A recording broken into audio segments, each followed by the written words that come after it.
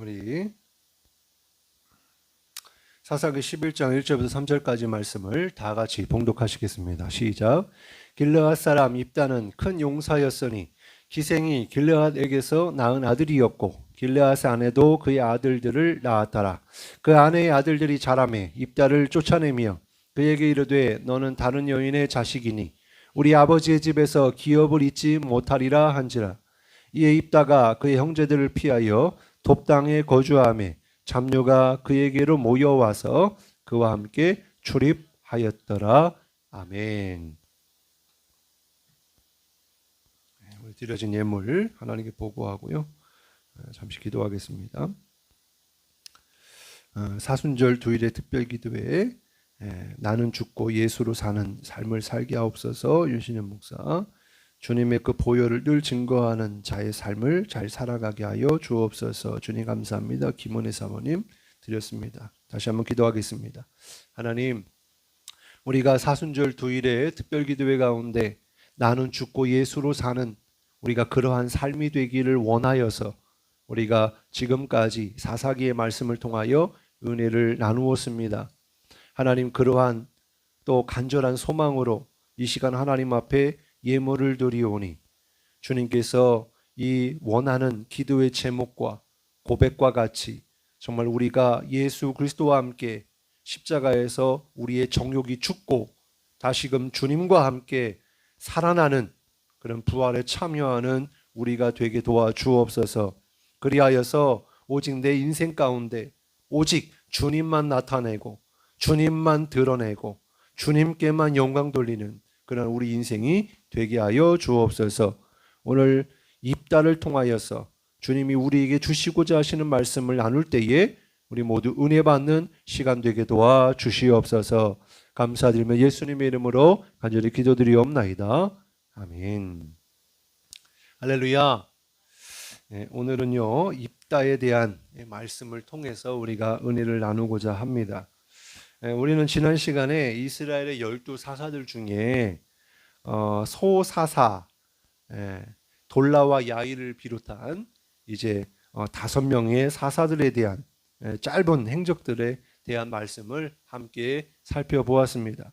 그리고 이전에 삼갈이라고 하는 이 소사사도 우리가 살펴보았었는데, 어쨌든 대사사든 소사사든 하나님께서 그들을 통하여서 구원의 역사를 이루시는데 왜 그들을 통하여 하나님께서 구원을 베풀어 주셨는가? 우리가 계속해서 이 사이클대로 반복되어지는 말씀이 바로 이스라엘의 그런 죄악이잖아요. 그래서 그렇게 하나님이 구원을 베푸시고 또 구원을 베푸셨음에도 불구하고 이스라엘 백성들은 틈만 나면 하나님을 배반하고 하나님의 은혜를 잊어버리고 그리고 우상을 숭배하는, 그런데 이 모습들이요 그냥 반복되어지는 것이 아니라 가면 갈수록 더 심해진다는 거예요.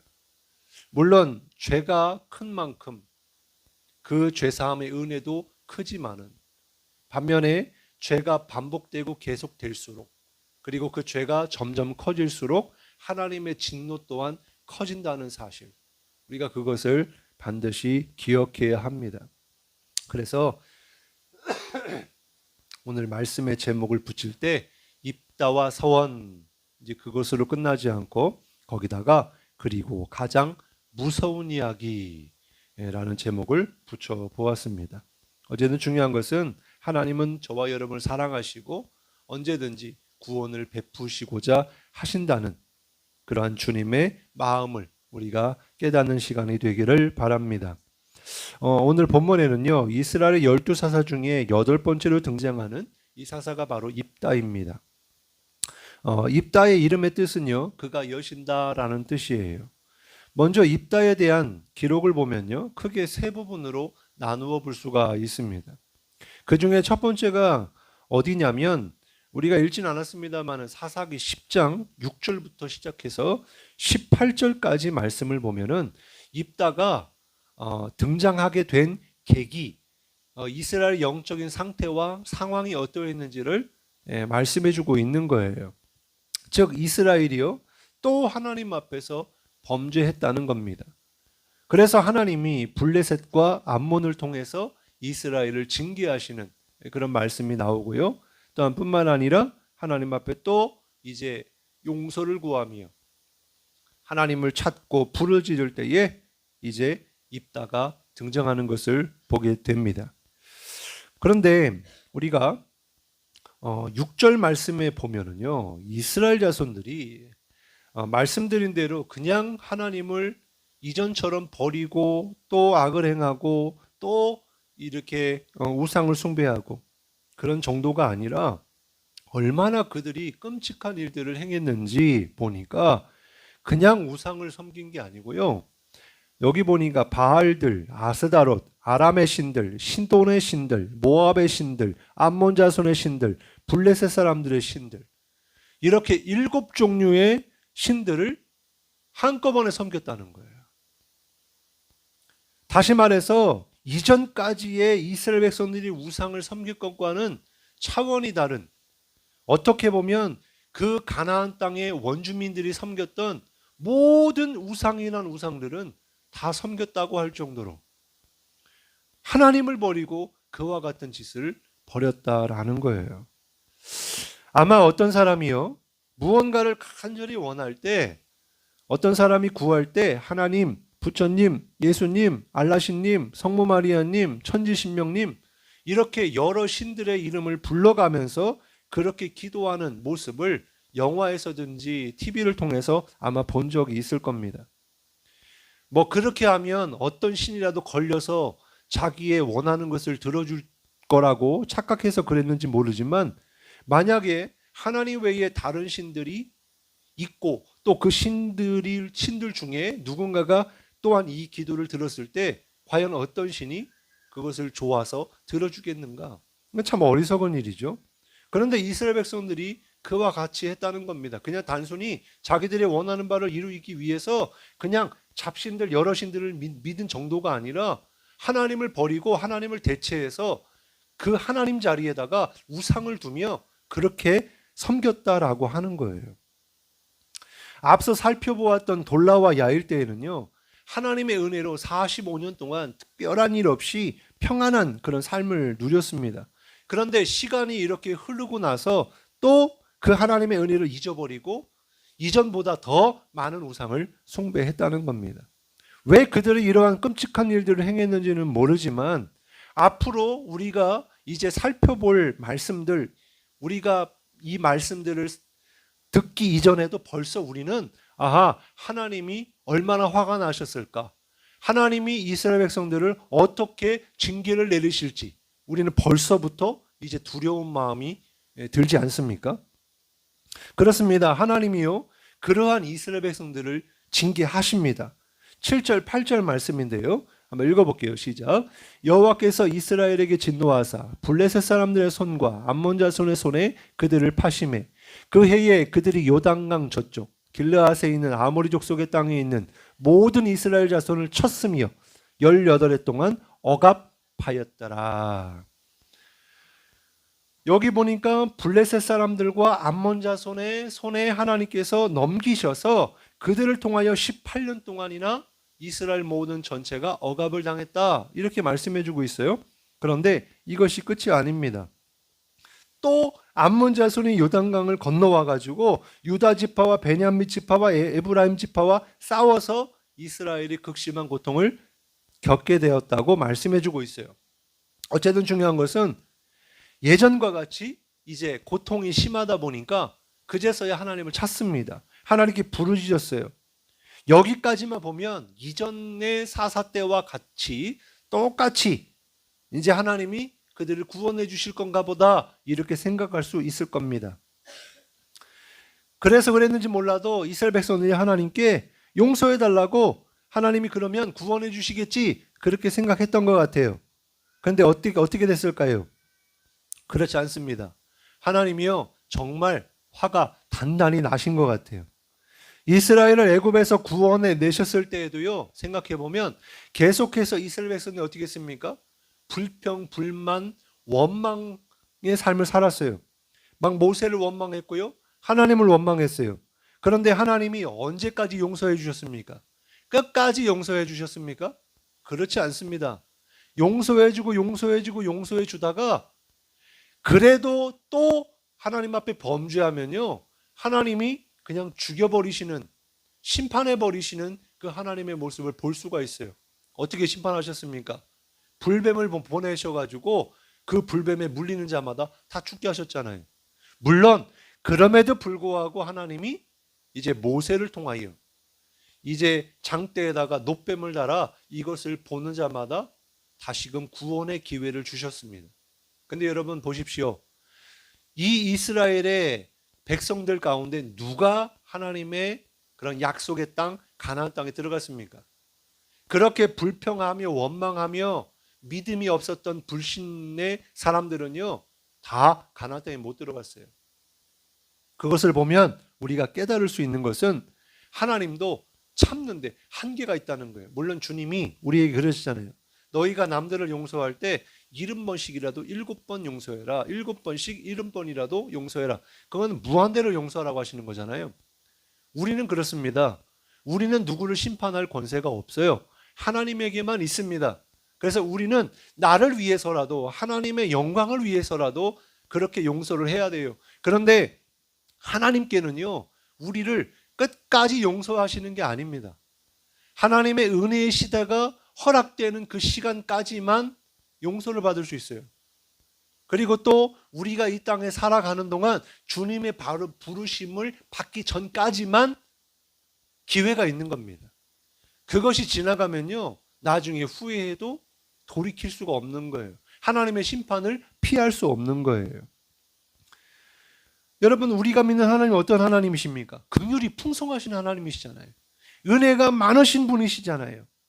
그런데 그 하나님이 뭐라고 말씀하시냐면요, 13절 14절 말씀해 보면 이렇게 말씀하고 있어요. 너희가 나를 버리고 다른 신들을 섬기니 그러므로 내가 다시는 너희를 구원하지 아니하리라.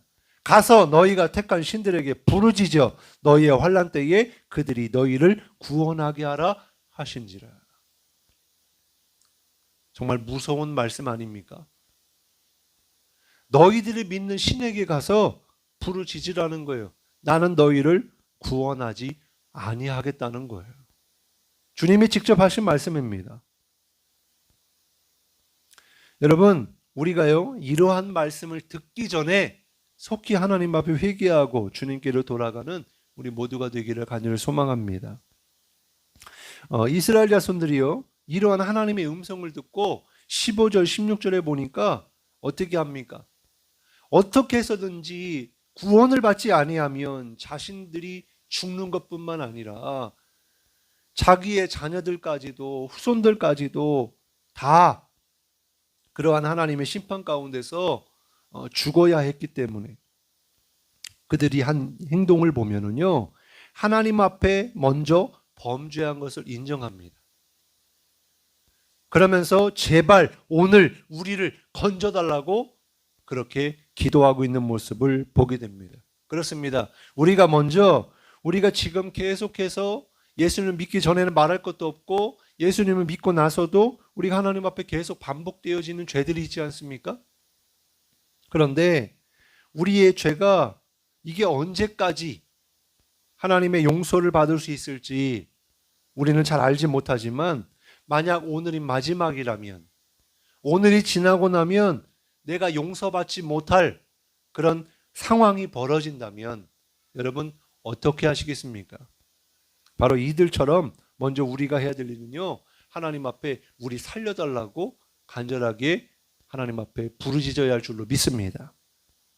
그리고 또 무엇을 했냐고 하니까 스스로 자신들이 섬기던 이방신들을 제거하고 하나님을 섬겼다, 이렇게 말씀해 주고 있어요. 그렇습니다. 우리가 말로만 하나님 앞에 죄를 용서해달라고 그렇게만 부르짖는 것으로 끝나지 않고 실제로 우리의 삶에 있는 그런 우상들을 진짜 버려야 한다는 거예요. 진짜 우리의 죄를 끊어야 된다는 거예요.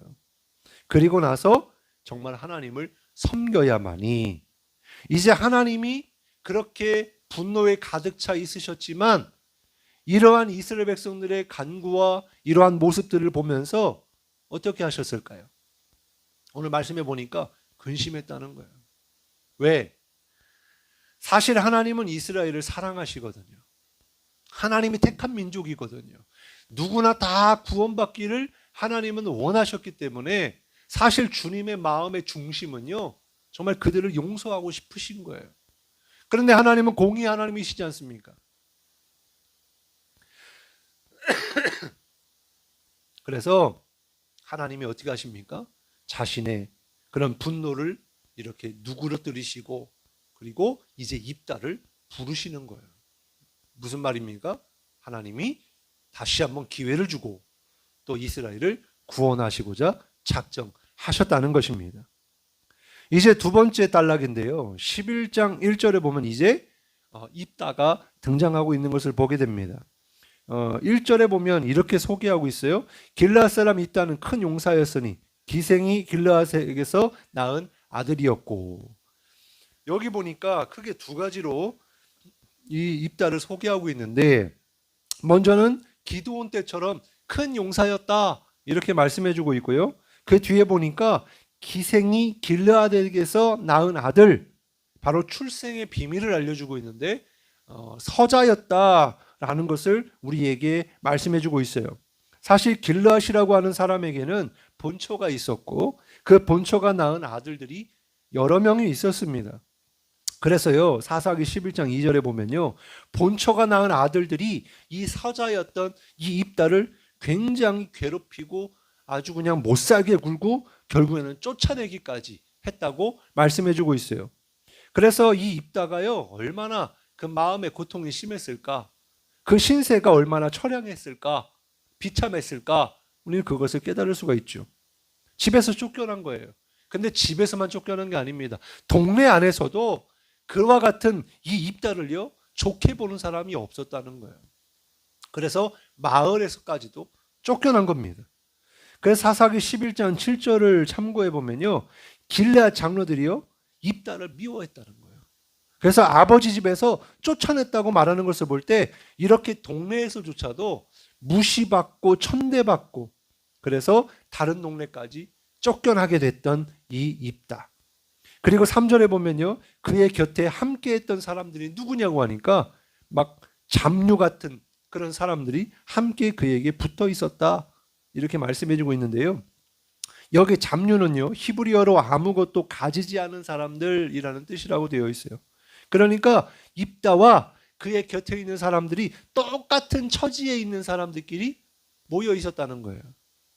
정리하면 무엇입니까? 입다는 출생도 아주 미천하고 버림받은 인생, 어디 가나 알아주지 않는 인생, 또 그와 함께하는 사람들조차도 다 하나같이 똑같은 소망 없는 그런 인생이었다는 거죠. 그런데 다시 11장 1절로 돌아가서 보면 그럼에도 불구하고 입다는 누구였다고 설명하고 있어요? 큰 용사였다고 설명하고 있어요. 내용을 이제 자세히 살펴보겠지만요, 나중에 하나님께서 이스라엘 구원하기 위해 택한 구원자로서의 입다가 이렇게 하나님께 쓰임받는 것을 우리는 볼 수가 있습니다. 그러면 어떻게 해서 이 입다가, 이러한 처지 가운데 멀리 쫓겨난 입다가 어떻게 이스라엘의 구원자가 될 수 있었을까?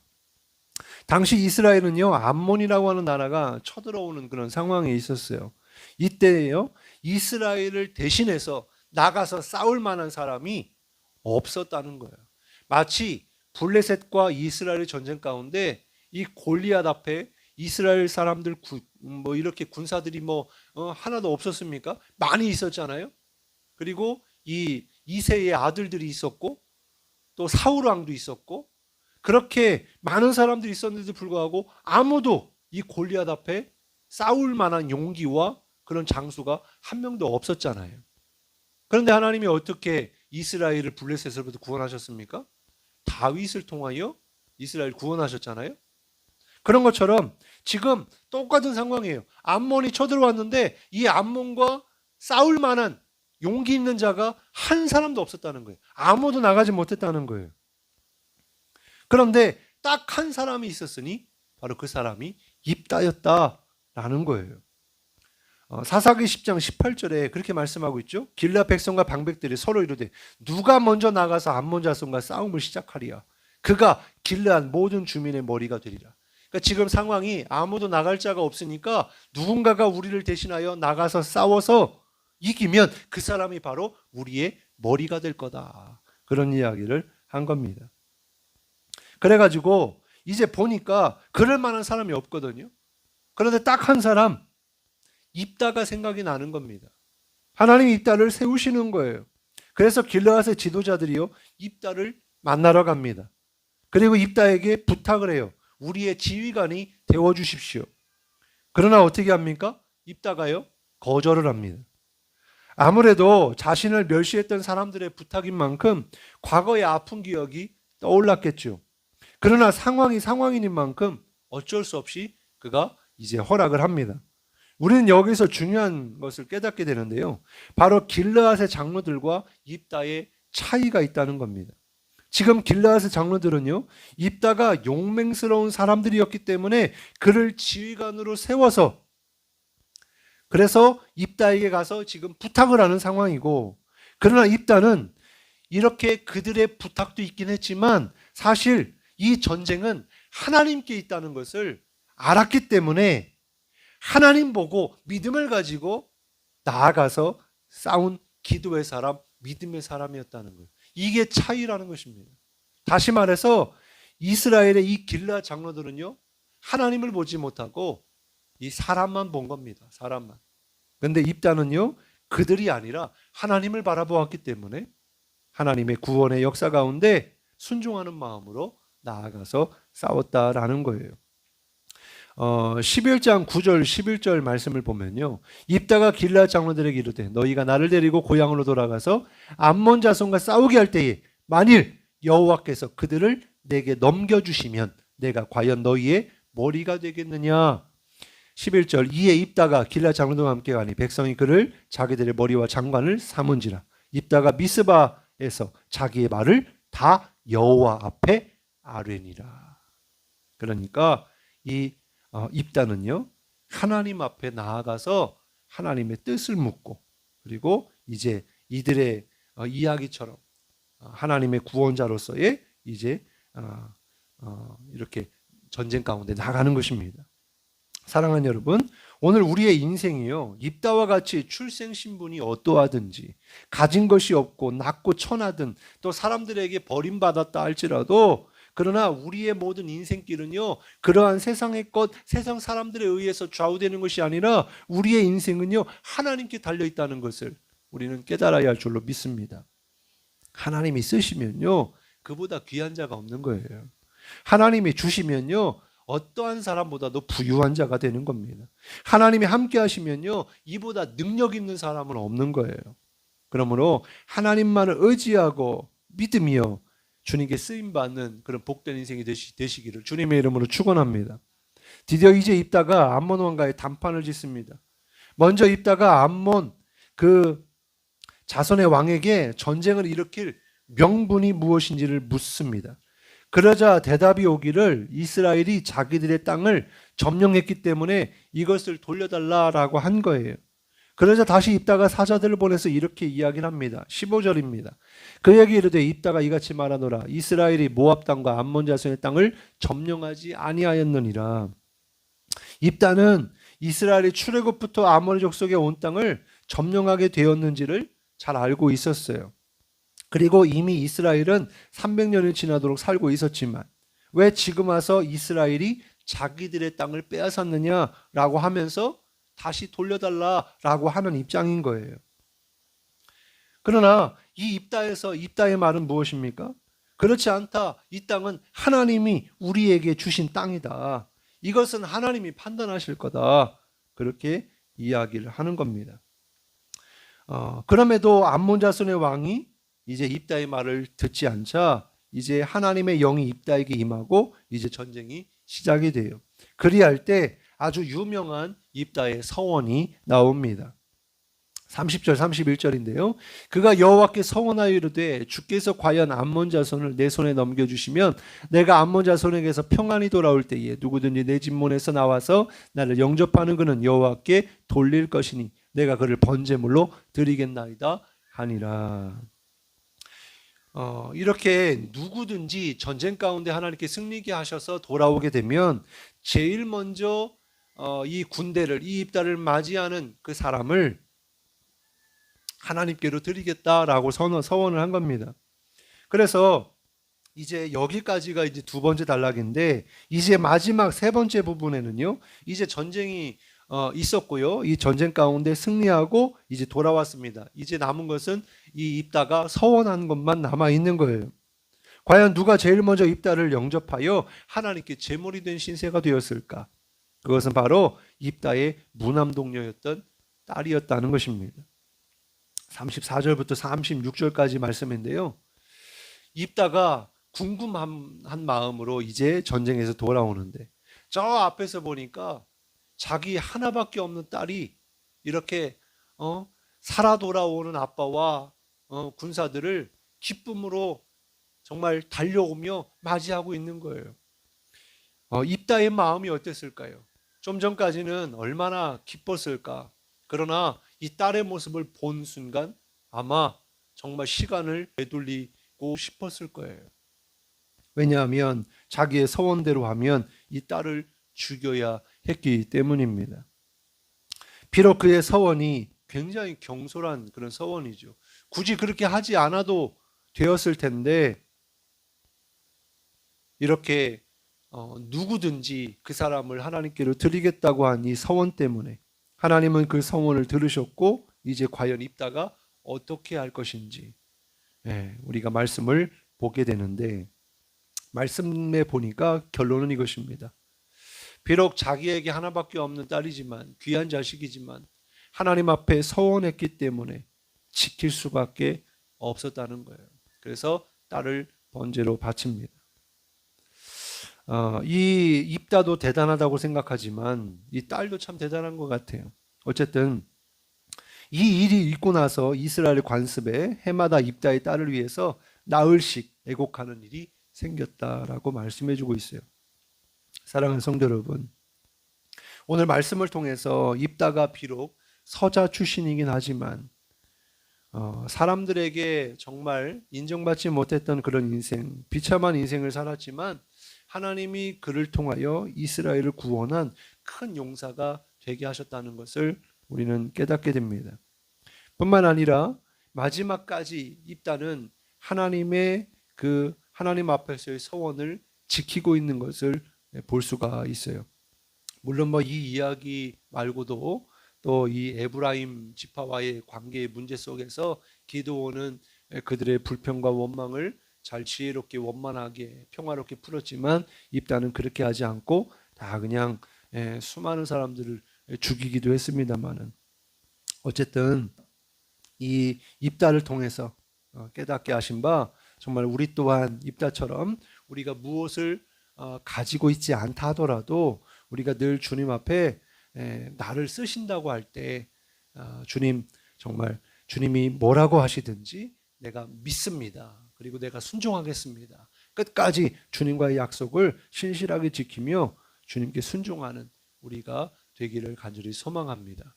우리가 같이 오늘 이 말씀 붙잡고 기도할 때 여러분에게 정말 주님의 마음이 깨달아지고, 또한 그 가운데서 주님이 어루만져 주시는 그런 회복의 역사가 있기를 간절히 소망합니다.